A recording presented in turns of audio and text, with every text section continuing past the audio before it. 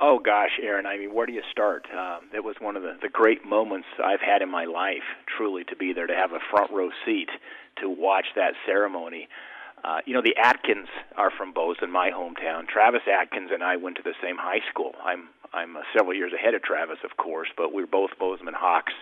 In fact, Jack and Elaine, I saw them again at the Memorial Day services when we put that together last year.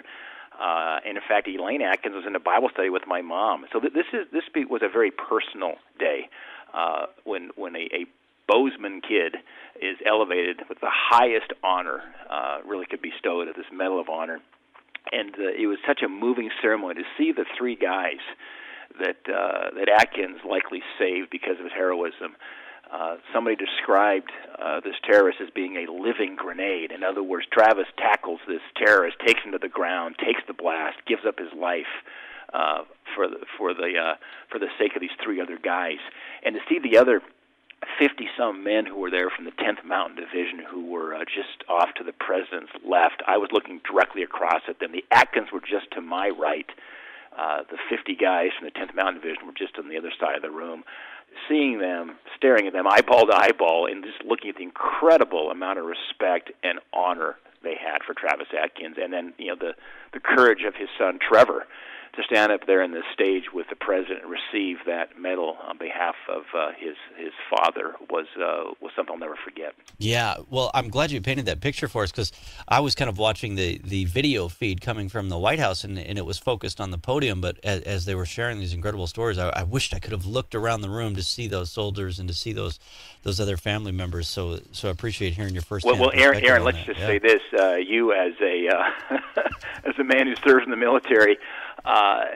There was a lot of stars in that room. I'll bet, yeah. Oh, yep. My. I mean, you had the Joint Chiefs of Staff were there. Dunford was there. I spoke with General Milley for a bit before the ceremony began. Of course, General Milley's the four-star Army who incidentally, Travis Atkins was under his command when he was killed. And General Milley referenced that to me. But General Milley said, I've been blown up 6 times during his tours of duty, 6 times. And Milley said, I'll tell you, I've never seen the bravery and the courage of Travis Atkins to literally, you talk about running to the sound of gunfire. Here's a guy who ran towards a suicide bomber. That kind of courage and sacrifice is something that, that's why it rose to the level of receiving the Medal of Honor. Yeah, you just never know how you're going to respond in that circumstance. I mean, would you push the guy away and try to run, try to get away, or would you? And he did the most courageous act that anyone could do. That's for sure. And now I understand you're working along with Congressman Gianforte to name the new VA facility in Bozeman in honor of Staff Sgt Travis Atkins. I know many folks have been talking about wanting to get the new Bozeman High School named after him as well, but at least trying to get this new VA facility named in his honor would be a good start as well. Well, you think about Travis Atkins. Nothing says a Montana kid more than what Travis Atkins was and what he did growing up in Montana and his ultimate sacrifice. Here's a guy who loved to hunt, loved to fish, loved to be in the outdoors, loved to snowmobile. These were his passions. He is such a grounded Montana, born in Great Falls, grew up in Bozeman, and to name the VA facility in Bozeman, his hometown, after Travis Atkins, to me, is a fitting tribute of honor to him. We just completed the ceremony in Missoula for David Thatcher, one of the Doolittle Raiders. Yeah, who's from south of Billings, out near Absaroka, if I remember right. Yeah, Thatcher's got this great history, too. Here's a kid who was a ranch kid from Rappeljay, actually, and there was another Doolittle Raider. There were 2 of them, 2 Montanans from Brusette, just outside of Jordan. That 2 Doolittle Raiders from Montana was pretty amazing. So it's only fitting we name one of those clinics, a clinic in Missoula, after David Thatcher. But it is incredibly fitting to also do the same for Travis Atkins in his hometown of Bozeman. So we're moving forward with that bill. Greg Gianforte has it in the House. I've got it in the Senate, and we want to get that moved through on the President's desk and get that signed. I thought it was interesting. Former Congressman Trey Gowdy was in Billings earlier this week at the Billings Christian School annual fundraising banquet, and before the thing, he kind of gave a little talk before his actual formal speech, and he said, if there's one issue where we can hope to to get Republicans and Democrats to actually work together, it's on veterans issues. But he did express that there always is a tendency by some on the other side of the aisle to not want to deliver the president a victory. How do you think the reforms have been going under President Trump when it comes to the VA, and what more also needs to be done and worked on? Well, it's a never-ending list, Aaron. I hosted a roundtable in Hamilton last Saturday there in Ravalli County. And by the way, the VSO down there, that's a county-run VSO. We've got two great veterans down there who are running it. And this model of veterans helping veterans is a great model. I like that a lot better than bureaucrats trying to help veterans. I think that the veterans understand sacrifice, they understand outcomes, and so we had a lengthy discussion with a number of veterans from multiple eras, from different conflicts going back to Korea, Vietnam, and then Afghanistan, Iraq, and still having problems with the bureaucracy of having to drive from Hamilton to Fort Harrison to get one final checkoff to get a pair of shoes from a podiatrist, when they could just do that via a telemedicine, telehealth kind of call from Hamilton. Now, why can't we do that over video conferencing versus driving halfway across the state of Montana to check a box? So it continues to be these issues that plague our veterans, and also the reimbursement is still a challenge. So this Mission Act goes into effect in June, and we're keeping a close eye on it. And I give one other shout out here to one of my team members, Aaron, while I'm on with you. It's Denny Lenore. Yeah, great guy. Yeah. Danny was 23 years in the Army. Denny is my Director of Veteran and Military Affairs, serves the people of Montana, serves our veterans on my team. He now works out of my office in Helena, but travels the state. Do you realize Denny was also the first person to receive Travis Atkins' body when he was flown back to Bozeman, because Denny used to be the Director of Military Funeral Honors, the Gold Star families, before he joined my team. That's right. And did a tremendous job for the Montana Army National Guard, doing the honor guard for so many of these casualties. That's remarkable. And he was right in the middle of the Afghanistan-Iraq conflicts, and so he was kept quite busy. And he received Travis's body. He was the first person to receive Travis's body when he landed in Bozeman. And Denny told me the story. He was also the very last person to leave the cemetery when Travis Atkins was laid to rest at Sunset Hills Memorial Cemetery there in Bozeman.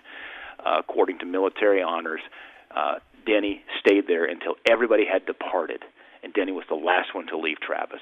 And so those memories also came back to me that Denny relayed to me as I was at that ceremony yesterday, and just reminds me of the importance of continuing to serve our veterans, whether it's their health care issues when they're challenged on health or in death, serving the families to make sure they have the dignity and the honor when members are laid to rest. Really brings it all home. And you talk about those family connections you have. You talk about that connection too. It just brings it all home, close to home here. But yet one of the highest military honor going now to this Bozeman kid, Staff Sgt Travis Atkins. In fact, First Lady Melania Trump tweeted this out yesterday. She says, "We are humbly reminded of the invaluable cost of freedom. Staff Sgt Travis Atkins receives the Medal of Honor posthumously today through his family. We honor Staff Sgt Atkins. His last actions were made to save the lives of his teammates.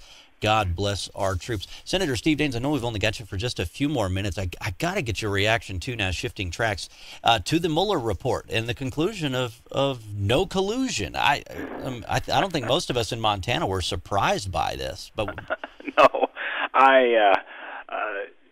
Aaron, sometimes you just can't make this stuff up. I mean, to see what's going on there. It was a great day for the president. He has been talking about this, tweeting about this for a couple of years, and to see the report come out, no collusion, I think that ought to put this to rest. And let's focus on some more important things for our country. Hopefully the media can pivot away from this. Aaron, it's just ridiculous what some of these cable shows have been doing, keeping this thing stirred up and all these collusion and conspiracy theories that are going on. Nice to see that report submitted. Great to see AG Barr put out a clear statement there was no collusion. Yeah, well, you mentioned those cable news programs. I guess it certainly helped their ratings for a little while, but now I'm seeing MSNBC, Rachel Maddow, CNN, they're down like, each of them are down like 20, 30% now. So they got their viewers all hopped up in the hysteria and in the fake news. And they were angry and they fueled the anger. And then now their viewers have basically said, well, I'm not going to tune into that fake news now. Well, it wasn't as if their ratings on a comparative basis were that great to begin with. That's right. Now they've lost the Mueller topic. What are they going to talk about next? I'm sure they'll find something. Yeah. What are they going to create? What hoax are they going to run with next? That's for sure. A couple more minutes left here with Senator Steve Daines. The Green New Deal. I called this kind of the Chronicles of Climate Courage. You couldn't. Now, luckily, there were 3 Senate Democrats who voted against the Green New Deal, but I think 42 and then 43 if you count Bernie Sanders couldn't even vote yes or no. They voted present on the Green New Deal. I mean, climate courage. Well, if there's ever a situation of duck and run, we saw it there. They recognize that it is such an outrageous proposal that politically speaking they did not want to be associated with it, be put on the record. But what's interesting is they're out there talking to their base when they're out there talking on TV on their left of center cable TV shows. They're brave, but it comes down to putting their yay or nay on a vote for the Green New Deal. You can see they ducked and they ran. I tell you, I was thinking about it yesterday. The Green New Deal, the only thing green about that is the cost, the amount of greenbacks it will take to fund it. I think there's a $93 trillion tab on that, Aaron. That's roughly $10 trillion more than the combined GDP of every nation on the planet in 2017. It is absolutely ridiculous. If you want to talk about something that would just destroy not only the American economy, but the Montana economy, it's this Green New Deal. Yeah. It's unbelievable. In fact, you think about the pile of cash that we would have to burn in order to pay for the Green New Deal. I mean, if we literally burned that pile of cash that would need to be used, I mean, talk about the carbon dioxide emissions that would be emitted from burning all of that cash. Yeah, well, and the saddest part of all that cash is taxpayer dollars in many cases. So yeah, the numbers. I mean, the trillions of dollars. I think $600,000 per household was the latest peg. 30 seconds to go. Senator Steve Daines, final thoughts for folks across Montana. Well, I think yesterday was just one of these moments that as Americans, as Montanans, we come together and pause and reflect on why we are free. Why we can wake up today, Aaron, why you and I can have a conversation with our rights protected to express our opinions as we wish is because of the sacrifice of the men and women of the U.S. military. Let's never, ever forget that. And yesterday was one of those moments to reflect on the incredible cost. And to honor those great Gold Star families, that's for sure. Senator Steve Daines, always a pleasure. Thanks for being with us this morning. Thanks, Aaron.